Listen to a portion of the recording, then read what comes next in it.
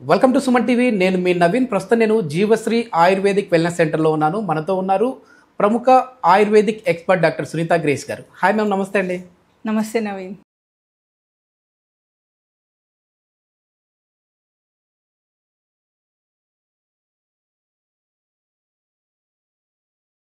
Ma'am, చాలామంది కూడా ఈ మధ్యకాలంలో కాన్స్టిపేషన్ ప్రాబ్లం అంటే మలబద్ధక సమస్యతో బాధపడతా ఉన్నారు. సో అట్లాంటి వాళ్ళు ఏంటంటే మేము సిగరెట్ తాగితే కానీ మోషన్కి వెళ్ళలేము, లేదు అని అంటే బాత్రూంలోనే కూర్చొని సిగరెట్ తాగుతూ ఉంటారు. అట్లా చేస్తే కానీ ఫ్రీ మోషన్ అవ్వదన్న ఫీలింగ్లో వాళ్ళు ఉంటారు.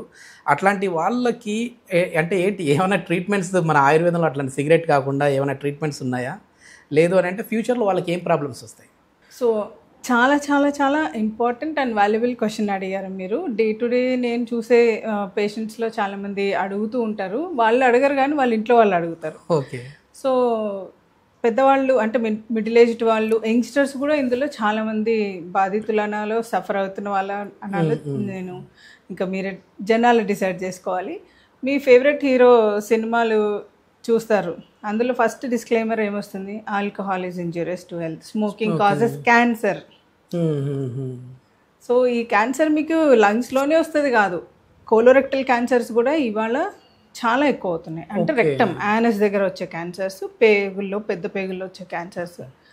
సో నా హీరో గొప్ప, నీ హీరో గొప్ప అని గొడవపడే ముందు మీ హీరోలు చెప్పే మంచి పాయింట్స్ కూడా ఎన్నో ఉంటాయి కదా. సో అందులో ఇదొకటి, స్మోకింగ్ అండ్ ఆల్కహాల్. సో ఇది మీరు తీసుకుంటారని నేను అనుకుంటున్నాను. సో మలబద్ధకం, స్మోకింగ్ మీరు ఏంటి ఏమన్నా లింక్ ఉందా అని అడిగారు కదా. సో సో క్యాన్సర్ గురించి తర్వాత మాట్లాడదాం. సో ఇందులో ఇది ఒక ట్రిక్కీ క్వశ్చన్ మీరు అడిగింది. అంటే స్మోకింగ్కి కాన్స్టిపేషన్ అంటే మలబద్ధకంకి డైరెక్ట్ లింక్ ఉందా అంటే ఇది రెండు రకాలుగా చెప్పాలి. ఒకటి ఏంటంటే సిగరెట్ తాగినప్పుడు డెఫినెట్గా అందులో నికోటిన్ ఉన్నప్పుడు ఇంటెస్టైనల్ మొటిలిటీని స్టార్ట్ చేస్తుంది, మూమెంట్ని ఇనిషియేట్ చేస్తుంది. అది కరెక్టే.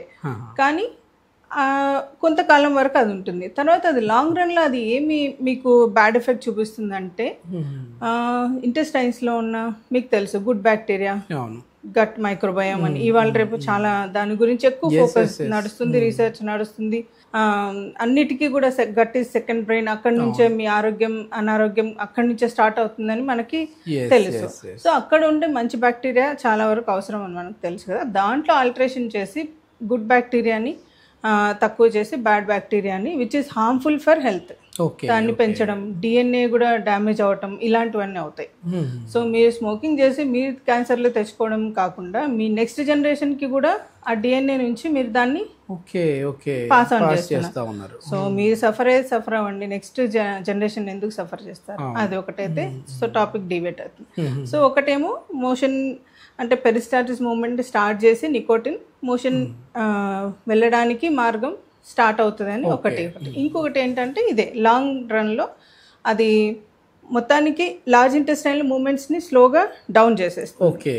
కానీ వీళ్ళకి సైకలాజికల్గా వాళ్ళకి ఏం ఫిక్స్ అయిపోతారంటే సిగరెట్ తాగితే మనకి మోషన్ వస్తుంది అని. సో మీరు చెప్పండి, సిగరెట్కి ఎంత ఖర్చు అవుతుందండి ఒక సిగరెట్కి? యాక్చువల్గా నాకైతే అలవాట్లేదు మ్యామ్, కానీ అడగచ్చు.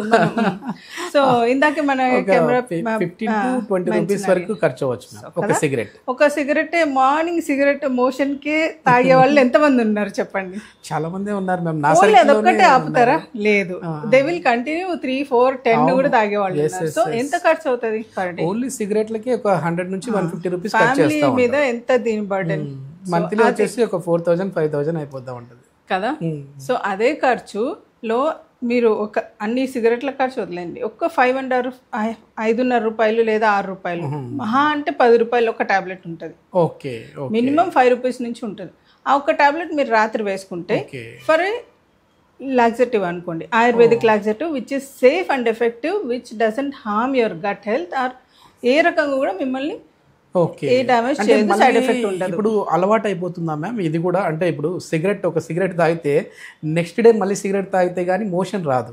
సో టాబ్లెట్ కూడా ఎవ్రీడే ఏమైనా వేసుకుంటూ ఉండాలా, లేదంటే అట్లేముండదా? సిగరెట్తో వచ్చే దుష్పరిణామాలు ఏంటి, టాబ్లెట్తో వచ్చే దుష్పరిణామాలు ఏంటండి? సిగరెట్తో క్యాన్సర్ అయితే వస్తుంది, చాలా రోగాలు వస్తాయి. క్యాన్సరే కాదు, మీరు సెర్చ్ చేస్తే చాలా సిగరెట్తో వచ్చేవి చాలా చాలా ఇన్ఫర్టిలిటీస్ దగ్గర నుంచి చాలా ఉన్నాయి. అవన్నీ మాట్లాడుకుందాం. సో ఒక టాబ్లెట్ తో మీరు వేసుకోండి, త్రిఫలా ఇలాంటి which is good for health, మీ రెజ్యువనేటివ్ గా లేదా డీటాక్స్ చేసే మెడిసిన్స్ చాలా వరకు ఉంటాయి అందులో. ఒక్క సెన్నా ఒకటి ఉంటుంది, దాంతో కొంచెం ఏమంటారు గ్యాస్ట్రిక్ ఇరిటేషన్ రేర్ గా ఎవరో 1% లో కూడా రాదు. ఇంతవరకు ఇన్ని సంవత్సరాలు నేను సర్వీస్ లో ఒక్కరు కూడా లాక్సేటివ్ వలన ఇది ఇబ్బంది ఉందని చెప్పలేదు, అడిక్టివ్ అని కూడా చెప్పలేదు.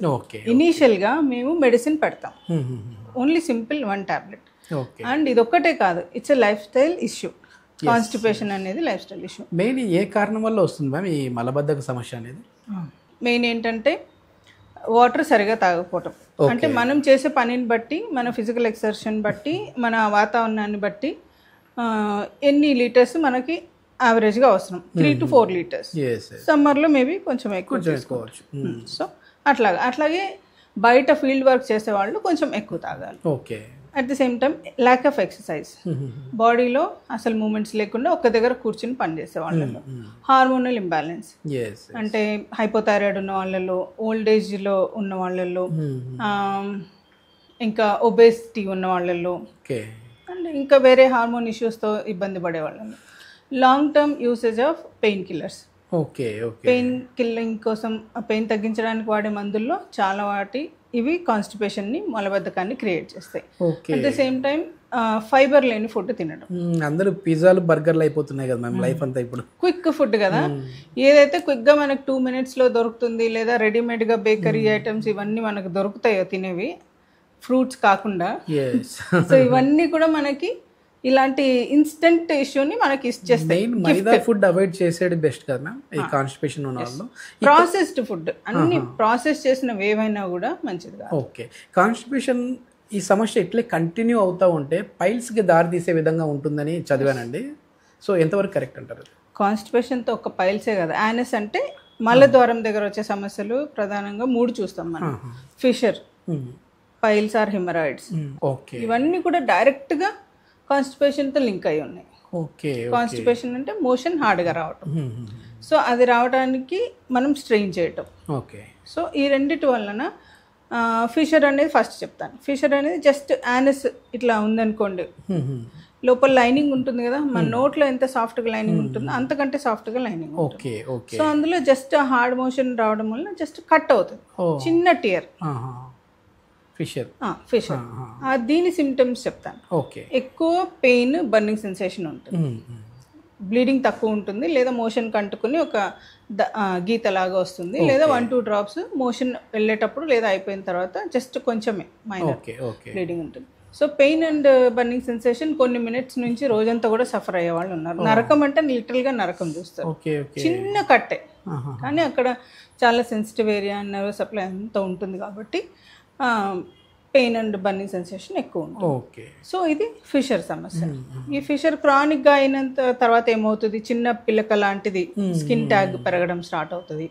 ఈ వూండ్ కూడా క్రానిక్ అవుతుంది, అంటే వస్తూ పోతూ ఉండడంతో అది క్రానిక్ అయిపోతుంది. క్రానిక్ అయిపోతే అసలు తగ్గకుండా ఉంటుంది అన్నమాట. స్టార్టింగ్లో ఎక్కువ రోజులు 3 నెలలు 6 నెలలకు సఫర్ అయ్యేది, వారానికి ఒకసారి రావటం, తగ్గకపోవటం వల్ల ఎన్ని వర్కింగ్ అవర్స్ మనకి వేస్ట్ అవుతాయి దీనివల్ల.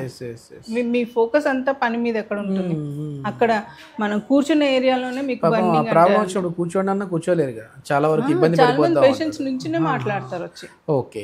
సో ఇది మెయిన్ ఫిషర్తో. ఇంకొకటి పైల్స్ అండి. పైల్స్ ఆర్ హిమరాయిడ్స్ అంటాం మనం. Haemorrhoids are nothing but swelling, అంటే యానస్ లో ఉండే బ్లడ్ వెసల్స్ లో స్వెల్లింగ్ వస్తుంది, వాపు. ఆ స్వెల్లింగ్ చిన్న చిన్నగా అది కాన్స్టిపేషన్ స్ట్రెయిన్ చేయడం, లేదా ప్రెగ్నెన్సీ అప్పుడు ఇంట్రా అబ్డామినల్ ప్రెషర్ పెరగటం, హార్మోనల్ ఇష్యూ వలన గట్ మొబిలిటీ అంటే వాళ్ళ ఇంటెస్టైన్ మూమెంట్స్ తగ్గిపోయి మోషన్ అక్కడ ఆగిపోతూ ఉంటుంది. ఫ్రీగానే ఉండొచ్చు కానీ ప్రెషర్ పెట్టాల్సి వస్తుంది దాని మూలాన. సో ఇవన్నిటి మూలాన అక్కడ పైల్స్ పెరగడం స్టార్ట్ అవుతాయి. సో ఇందులో గ్రేడ్స్ ఉంటాయండి, గ్రేడ్ 1 to 4. లోపలే ఉంటే గ్రేడ్ 1 అని, బయటకు వస్తూ పోతూ ఉంటే గ్రేడ్ 2 అని, ఇంటర్నల్ అండ్ ఎక్స్టర్నల్ అనమాట. ఇంకోటి బయటకు వచ్చి వేలుతో నెట్ కానీ లోపలికి పోవాలి, 3rd గ్రేడ్. ఇంకా 4th గ్రేడ్ అంటే బయటే ఉంటుంది, లోపలికి వెళ్ళదు అనమాట. సో ఇలా గ్రేడింగ్ ఉంటుంది ఇంటర్నల్ అండ్ ఎక్స్టర్నల్ పైల్స్. వీటిలో కామన్ సిమ్టమ్స్ ఏంటంటే పైల్స్లో పెయిన్లెస్ బ్లీడింగ్. ఇది ఓకే. మొత్తానికి ఈ కాన్స్టిపేషన్ వల్ల మలబద్ధక సమస్య వల్ల ఎన్ని అనర్థాలకు దారితీసే విధంగా ఉంది. ఓకే మ్యామ్, దీనికి ఆయుర్వేదంలో ఎట్లాంటి మెడిసిన్స్ ఉన్నాయి? అంటే ఇప్పుడు మీరు ఇచ్చిన టాబ్లెట్ వల్ల కూడా వాళ్ళకి కాన్స్టిపేషన్ ప్రాబ్లం తగ్గలేదు, సో ట్రీట్మెంట్ ఏముంది? పైల్స్, ఫిజర్, ఫిస్టులా ఇవన్నీ ఇవి కూడా డైరెక్ట్గా కాన్స్టిపేషన్తో మలబద్ధకంతో లింక్ ఉన్నాయి మనం చెప్పుకున్నాం కదా. సో ఓన్లీ మందులతోనే ఇష్టపడని వాళ్ళు చాలా మంది ఉంటారు, ఎందుకంటే అడిక్షన్ అంటారు. కానీ వేరే వేరే అడిక్షన్స్ అన్నిటి మూలానే ఈ కాన్స్టిపేషన్ వస్తుంది అనేది వాళ్ళు గుర్తించారు. సో అవేవైతే దీనికి రూట్ కాజ్ ఉంది కాన్స్టిపేషన్కి, ఇప్పుడు హార్మోనల్ ఇష్యూ ఉంటే హార్మోనల్ ఇష్యూని కరెక్ట్ చేయటం, లేదా ఇంకా వాళ్ళు ఏమైనా ఎక్కువ పెయిన్ కిల్లర్స్ అనవసరంగా వాడుతూ ఉన్నారు, లేదా న్యూరలాజికల్ డ్రగ్స్ మీద ఉన్నారు, లేదా వాళ్ళు సరిగా ఫైబర్ తినడం లేదు, లేదా సరిగా వాటర్ తీసుకోవడం లేదు, లేదా ఎక్సర్సైజ్ లేదు, లేదా స్ట్రెస్ ఉంటుంది వాళ్ళకి. స్ట్రెస్ కూడా కాన్స్టిపేషన్కి దారితీసే రీజన్స్లో ఒకటి. నిద్ర సరిగా లేదు, అండ్ వాళ్ళు ఫైబర్ లేని ఫుడ్ తినటం, లేట్గా తినటం. ఇప్పుడు మోషన్ రావడానికి, అంటే తిన్న తర్వాత మోషన్ రావడానికి డిపెండ్స్. ఒక్కొక్కరిలో 6-7 hours 8 hours వస్తుంది, కొంతమందిలో హాఫ్ డే కావాలి, ఒక్కొక్కరికి 1 day కావాలి.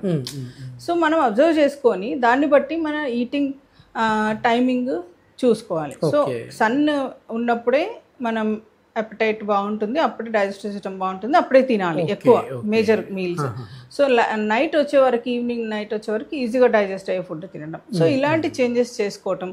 లేదా కొంతమందికి మన లైఫ్ స్టైల్ అంతా సెడెంటరీ అయిపోయింది కదండి. సో ఆ మొటిలిటీ, ఇంటెస్టైన్స్లో మూమెంట్స్ కూడా యూజువల్గా తగ్గిపోతాయి, స్లగిష్ అయిపోతాయి. సో అటువంటిప్పుడు తప్పేం లేదు, మార్నింగ్ లేచి కొంచెం గోరువెచ్చని నీళ్ళు ఒక బాటిల్ తీసుకొని ఒక అరగంట అటు ఇటు వాకింగ్ చేస్తూ కొంచెం తాగండి, లేదా స్ట్రెచ్చింగ్ చేయండి. ఇది చాలా సింపుల్. ఒక 5 to 10 minutes మీరు నీళ్ళు తాగుతూ అటు ఇటు తిరుగుతూ కాళ్ళు, చేతులు, బాడీ అంతా తాడాసన, ఇలాంటి సింపుల్ ఎక్సర్సైజెస్ ఉంటాయి. అవి స్ట్రెచ్చింగ్ చేసుకుంటే చాలండి, ఇంటెస్టైన్ మూమెంట్స్ స్టార్ట్ అవుతాయి. కొంతమందికి టీ తాగితే లేదా కాఫీ తాగితే మూమెంట్స్ స్టార్ట్ అవుతాయి. That is a healthy habit only, అంటే బ్యాడ్ ఏం కాదు. Once in a day tea తాగడం తప్పేం కాదు, మార్నింగ్ తాగొచ్చు. సో చాలా మంది అలాగా హెల్దీ హ్యాబిట్స్ తోని దాన్ని కరెక్ట్ చేసుకునే వాళ్ళు ఉన్నారు. సో ఉట్టి కాన్స్టిపేషన్ అయినా మేము ఇన్ని చేయాలా, ఎక్సర్సైజ్ చేయాలి, నిద్రపోవాలి, స్ట్రెస్ లేకుండా ఉండాలి, ఇవన్నీ మాకు ఓపిక లేదు, ఏం పడితే అది తింటాము అంటే సింపుల్గా ఒక టాబ్లెట్ వేసుకోండి, సైడ్ ఎఫెక్ట్స్ ఏమీ ఉండవు. ఇన్ని సంవత్సరాలు నా సర్వీసే guarantee. Simple. Okay, thank you ma'am. చాలా వరకు కూడా అసలు మొత్తం మలబద్ధక సమస్య వల్ల వచ్చే అనార్థాలన్నింటిని గురించి కూడా ఎక్స్ప్లెయిన్ చేశారు. సో దీన్ని లైట్ తీసుకుంటే పైల్స్, ఫిషరీ మొత్తం అన్నీ వచ్చేసేస్తాయి, కాబట్టి దీన్ని లైట్ తీసుకోకండి. సో సిగరెట్ తాగి మళ్ళీ క్యాన్సరు, ఇన్ఫర్టిలిటీ ఇట్లాంటి ప్రాబ్లమ్స్ తెచ్చుకునే కంటే కూడా ఓ చిన్న సైడ్ ఎఫెక్ట్ లేని ఆయుర్వేదిక్ ట్యాబ్లెట్స్ వాడడం వల్ల, అదేవిధంగా కొన్ని చిన్న ఎక్సర్సైజ్ చేయడం వల్ల, గోరువెచ్చని నీళ్లు తాగడం వల్ల కూడా ఈ మలబద్ధక సమస్య నుంచి బయటపడచ్చు అని చెప్పేసి డాక్టర్ గారు చెప్తున్నారు. ఇంకొక పాయింట్ చెప్తాను, సిగరెటే కాదండి, ఆల్కహాల్ కూడా contributes to this issue. So రెండు చేసేవాళ్ళు డైరెక్ట్ గా క్యాన్సర్ 5 రెట్లు ఎక్కువ వచ్చే ఛాన్స్ ఉంది వీళ్ళలో. సో ఇది ఎన్ని తాగుతున్నాం, ఎన్ని రోజుల నుంచి మీకు ఈ అలవాటు ఉన్నది అనేది డైరెక్ట్ గా లింక్ ఉంది. అబ్బాయిలే కాదు, అమ్మాయిలకు కూడా చెప్తున్నాను నేను. ఇవాళ రేపు మీరు అబ్బాయిలకు ఏం తక్కువ కాదని అన్ని అలవాట్లు చేసుకుంటున్నాం. సో కాంపిటీషన్ ఉండాలి, ఎందులో ఉండాలి, మంచి హ్యాబిట్స్ గ్రోత్ లో, జాబ్ పరంగా ఇక్కడ కాంపిటీషన్ ఉండాలి. అంతేగాని వాళ్ళతో ఫిజికల్ గా లేదా ఈ హ్యాబిట్స్ తోని మనం ఏదో పోటీ పడాలనుకుంటే మాత్రం మీ ఆరోగ్యం already infertilities, PCODs, obesities, hypothyroid issues అన్ని అమ్మాయిలకే ఉన్నాయి. మళ్ళీ ఇది ఎందుకు అడిషనల్ గా? సో ఈ క్యాన్సర్లు ఏదో అబ్బాయిలకే వస్తాయి కదా, అమ్మాయిల్లో కూడా ఎంతకంటే ఎక్కువ రిస్క్, అబ్బాయిల కంటే కూడా ఎక్కువ రిస్క్ ఉంది. సో మీకు డబ్బులు ఎక్కువ అవుతే మంచిగా న్యూట్రిషియస్ ఫుడ్ తినండి, బట్టలు కొనుక్కోండి, బంగారం కొనుక్కోండి, ఎంజాయ్ చేయండి. అంతేగాని ఇటువంటి స్మోకింగ్ అండ్ ఆల్కహాల్కి మాత్రం ప్రేస్ అవ్వద్దని I request. Thank you ma'am, చాలా మంచి ఇన్ఫర్మేషన్. థ్యాంక్ యూ అండి. Thank you.